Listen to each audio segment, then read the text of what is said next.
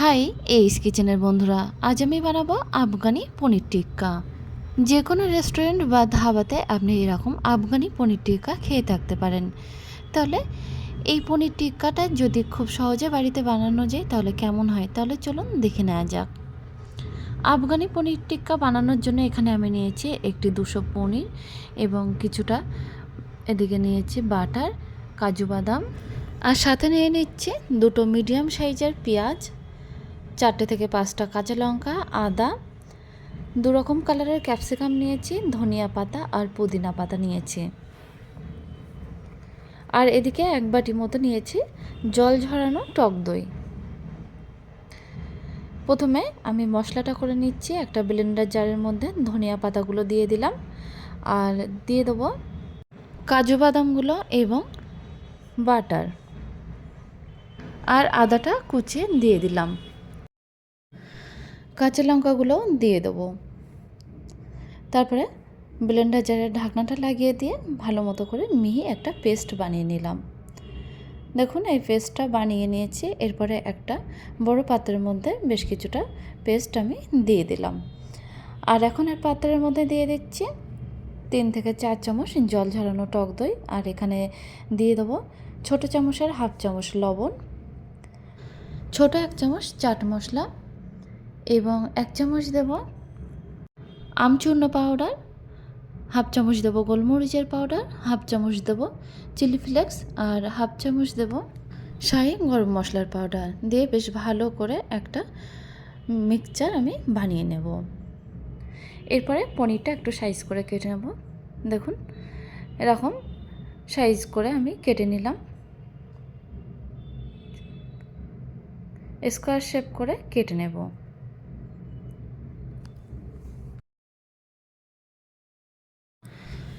পনিরগুলো কাটা হয়ে গেছে। পনিরগুলো কিন্তু একটু বড় সাইজের করে পিস করে নিতে হবে। এরপরে আমি পাত্রটার মধ্যে, মশলা মাখানো পাত্রটার মধ্যে কিন্তু পনিরগুলো দিয়ে বেশ ভালো করে পনিরের সাথে মশলাটা মেখে নেব। মেখে ম্যারিনেট করে বেশ কিছুক্ষণ রেখে দেবো। আর ততক্ষণে আমি এদিকে দেখুন ক্যাপসিকামগুলো কেটে নিচ্ছি সাইজ করে। প্রথমে নিয়েছি গ্রিন ক্যাপসিকাম। ক্যাপসিকামগুলো যেমন টিক্কায় যেমনভাবে ক্যাপসিকামগুলো ইউজ করতে হয় ওরকমভাবে কিন্তু আমি কেটে নেব। কালারিংয়ের জন্য আমি রেড আর গ্রিন ক্যাপসিকাম নিয়েছি। আপনারা চাইলে শুধু গ্রিন ক্যাপসিকাম দিয়েও কিন্তু করে নিতে পারেন। দেখুন দুটো ক্যাপসিকামই আমি সুন্দর করে কেটে নিয়েছি। এরপরে পেঁয়াজগুলো কেটে নেব। দেখুন উপরের পাপড়িগুলো যেগুলো একটু বড় সাইজের সেগুলো কিন্তু আমি নিয়ে নিচ্ছি, ভিতরেরগুলো বাদ দিয়ে দেব। দেখুন এইভাবে পেঁয়াজের উপরের বড় বড় পাপড়িগুলো নিয়ে নেব।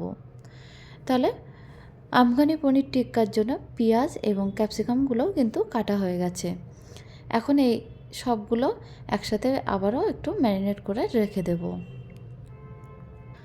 মশলাটার সাথে একসাথে ম্যারিনেট করে আমি আধা ঘন্টা রেখে দিলাম। এরপরে সাজানোর পালা।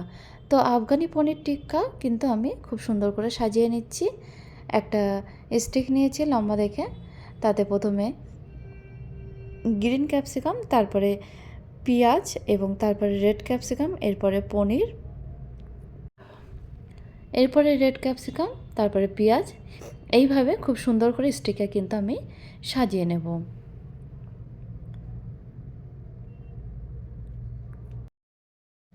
দেখুন সাজানো হয়ে গেছে। এখানে আমি পরপর 3টে স্টিক কিন্তু আমি সাজিয়ে নিয়েছি। এবার এগুলো আমি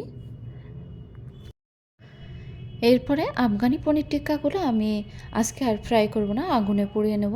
এর টেস্টটা কিন্তু আরও বেশি ভালো আসে। একটু সময় নিয়ে বেশ সুন্দর করে উল্টে পাল্টে কিন্তু এরকম হাতে ধরে রেখে আমি পুড়িয়ে নিলাম। একটু সময় লাগবে কিন্তু এটা খেতে অনেক বেশি টেস্টি হয়। একটু সময় নিয়ে পুড়িয়ে নিলাম। দেখুন খুব সুন্দর একটা কালার চলে আসে। এরকম যখন একটা কালার চলে আসবে তখন কিন্তু গ্যাসের ফ্লেমটা অফ করে দেবো। তৈরি হয়ে গেছে আজকে আমার আরও একটি একদম নতুন রেসিপি, আফগানি পনির টিক্কা।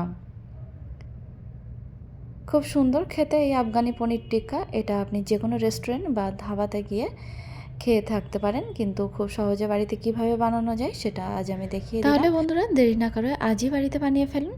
আশা করছি খেতে খুবই ভালো লাগবে। আর যদি ভালো লেগে থাকে অবশ্যই কমেন্টে আমাকে জানাবেন। আর আমাদের চ্যানেলটা যদি সাবস্ক্রাইব করে না থাকেন তাহলে সাবস্ক্রাইব করার জন্য অনুরোধ থাকলো।